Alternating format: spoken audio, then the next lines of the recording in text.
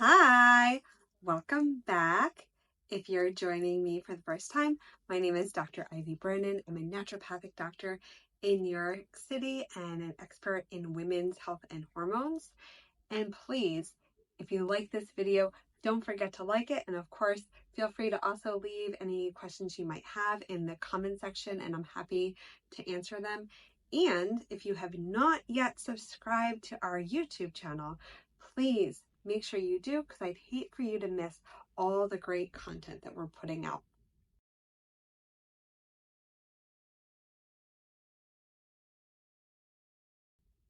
So we're continuing our series on one of my favorite topics, travel, specifically healthy travel, and some of the strategies that you can be implementing so that you don't just enjoy your vacation, but you also stay safe and healthy. So today I'm talking about how to stay active while traveling. So here are some of the tips that I actually use in my own travel and during vacations. So first off, what are some ways that we can be integrating exercise into our travel plans? So the first very easy one, at least in my own opinion, would be exploring on foot. What do I mean by that? But whether you're going to a new city, a new country, etc. But really doing as much of your exploration on foot, taking walks. If you're unsure of even where to get started, besides just obviously, taking out your phone, taking out a map, just like getting outside, and maybe, choosing a couple destination points that you would want to see. There's so many great walking tours, and it's also great if you're traveling solo as a way of meeting other travelers. So definitely, getting on foot. With our last trip, we were in Mexico City, and I have my son with me, and so just taking him around all over Mexico City in this stroller also is just a lot easier than trying to figure out how to get him on the underground or the bus. So definitely doing as much of the getting that 10,000 steps in when you're traveling. The other suggestion would be choosing fun physical activities, specifically things that you either already enjoy or maybe things that you want to try. So again, there's so much, probably whatever vacation that you're planning. Some basic ones obviously are like hiking. We were in Costa Rica back in, oh my goodness, sometime last year, and we definitely planned some really great hikes, specifically exploring a lot of the wildlife. Biking and bike tours. Again, I talked about walking tours, but biking tours also is a great way of getting more physical exercise. Swimming, whether it's swimming in the ocean, swimming in a pool, other kind of like boating kind of activities. I love kayaking. Also, the other kind of really fun thing that I tried a few years ago was the stand-up paddle boarding. Lots and lots of great exercise. And then like dancing. My husband and I explored salsa dancing both in Mexico City and down in Miami. So doing like a lot of dancing is really fun. And then the last thing I would also say on this list would be, checking out local fitness classes. So again, I've done a lot of world travel. If you've caught in my other videos, you already know that I love dance, specifically ballet. And so I've had the pleasure of taking ballet in France and Amsterdam, also taking bar classes, yoga classes. It's also a really great way to meet the locals, and often I find that locals tend to have the best ideas when it comes to things to see in their city or region.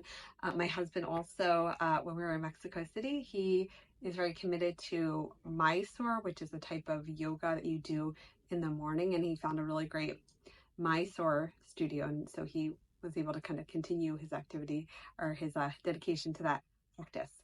So there's some of the ways of integrating exercise. Now, what are some quick and effective workouts for hotels or hotel rooms? So, definitely if you're planning a trip and if you have fitness goals in mind, obviously choosing a hotel that has a fitness room, maybe has some machines, weights, etc. And whether you have a personal trainer or there's someone you follow, you can definitely integrate that a lot into the utilization of the gym. But then there's a lot of YouTube classes that you could actually even just do in a regular hotel room. There's so much out there, whether you're doing Pilates or yoga. There's a lot of exercises that don't necessarily require weights.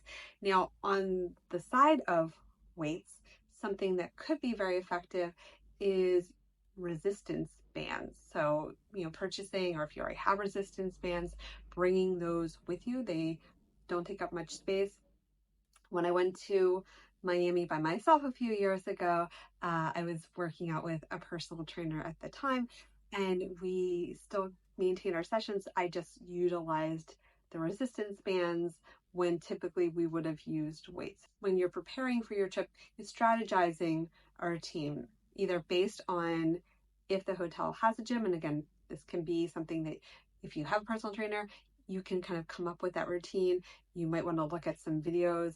One kind of like very, I wouldn't say basic, but a typical circuit training that I will recommend for patients came from Condoleezza Rice, and this actually was presented to me when I was in clinic, and so it's something very, very, I wouldn't say basic, but we'll definitely make sure to include that in the description of today's video, so you can access that, and you can either put it on your phone or bring a paper copy with you. Now, something that you may be aware of, or maybe you're curious about, is why is movement, specifically during long flights, so important? So the big thing is it's actually very much a life-saving. So if we're thinking about like if you have like 7, 10, 12, I've flown to Australia, I've flown to Japan twice, I've gone to Hawaii, so I have had a lot of long flights in the past. So the big important thing is that movement during the flight will prevent blood clots. Why do blood clots form? One, we're sitting a long time, and as we're sitting, blood is going to pool in the legs. We have our knees bent, and that angle is going to basically kink up the veins, and basically going to be, obviously going to be potentially causing blood clots. So what we can do, definitely doing some stretching. One thing, just yoga, specifically chair yoga, like looking into watching maybe some YouTubes just to get some idea for some basic movements that we can just do sitting. But I'd also suggest, getting up. So maybe, again, obviously turbulence and safety permitted, but the more that we can get up, maybe whether it's every hour, every 2 hours, but just getting up, moving around. I mean, you'll most likely have to like take a bio break once in a while anyway, even if it was just even getting up and standing either beside your chair or in front of your chair. But the more that we can definitely get up and standing. Of course, if we also happen to have a layover, that might also be a good time to do some stretching, maybe some yoga. But again, it is really important that we at least have some movement during long flights. So those are some of my suggestions, my tips. And again, as I said before, these are things that I actually do myself when I'm going on vacation, of how to stay active. I also love being active. Everybody is different. So those are some of my tips. And of course, if you like this video, don't forget to like it. If you have any questions, feel free to put them in the comments. And lastly, don't forget to subscribe to our YouTube channel.